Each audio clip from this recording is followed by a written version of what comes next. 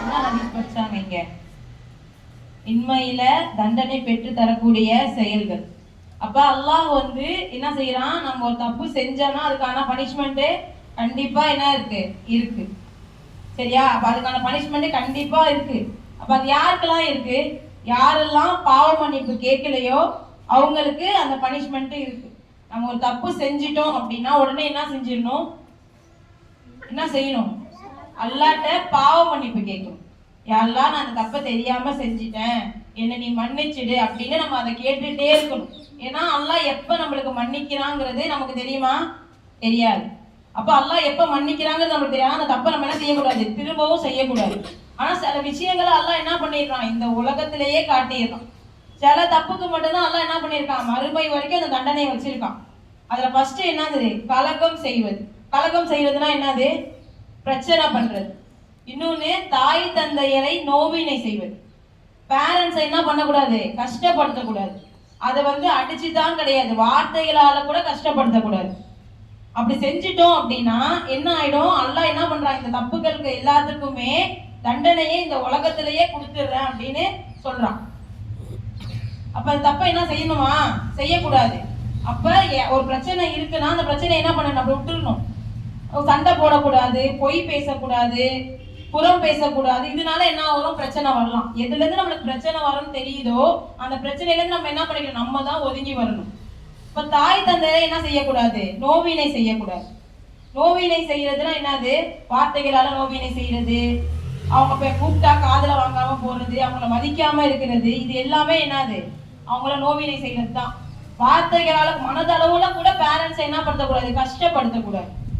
அப்ப இந்த விஷயங்கள் எல்லாமே அல்லாஹ் என்ன பண்ணிடுறான், நம்மளுக்கு இந்த உலகத்திலேயே தண்டனை கொடுத்துடுறேன் அப்படின்னு நல்லா சொல்றோம். அப்ப இந்த தப்பே நம்ம செஞ்சுட்டாலும் நம்ம என்ன பண்ணணும், அல்லாட்ட கையேந்தி துவா செய்யணும்.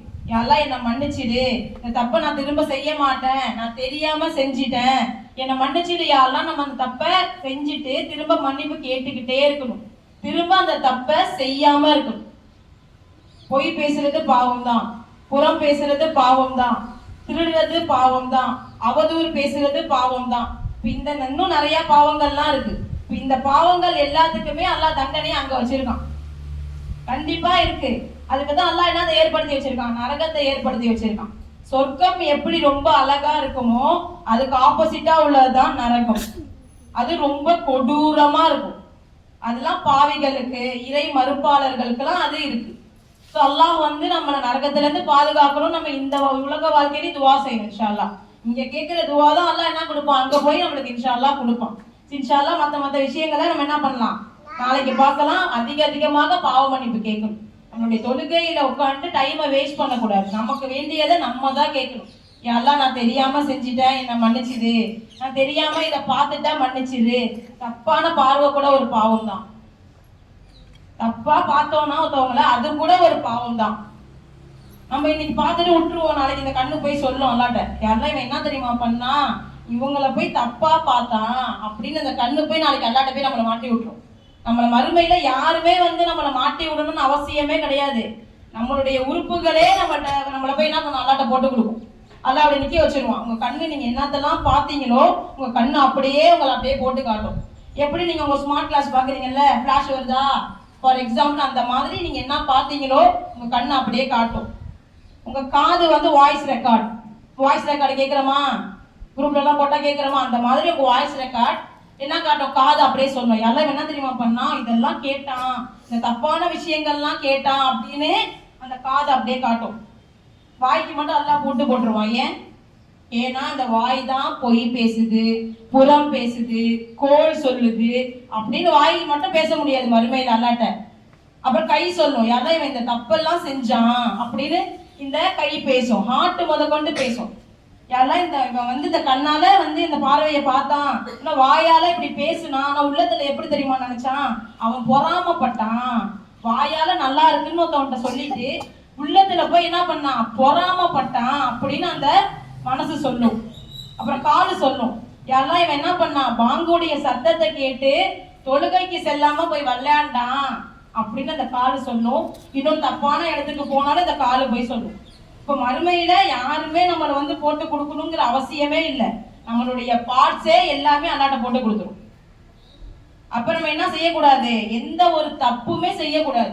சப்போஸ் நம்ம தெரியாம ஒரு தப்பை செஞ்சுட்டோம் அப்படின்னா உடனே என்ன பண்ணிடணும், உடனே அல்லாட்ட பாவ மன்னிப்பு கேட்டுக்கிட்டே இருக்கணும். இன்மை வாழ்க்கைக்கு விட மறுமை வாழ்க்கைக்கும் சேர்த்து கேட்கணும். யாரெல்லாம் என்னை மன்னிச்சிரு, என்னை மன்னிச்சிரு, நான் தெரியாம செஞ்சுட்டேன், என்னை மன்னிச்சிரு, இதுக்கப்புறம் நான் செய்ய மாட்டேன், யாரெல்லாம் என்னை மன்னிச்சிருன்னே நம்ம கேட்கணும். ஏன்னா இந்த உலகத்துக்கு ஒரு முடிவு இருக்கு. இந்த உலகத்துக்கு ஒரு முடிவு இருக்கு. கண்டிப்பா எல்லாருக்குமே ஒரு முடிவு இருக்கு.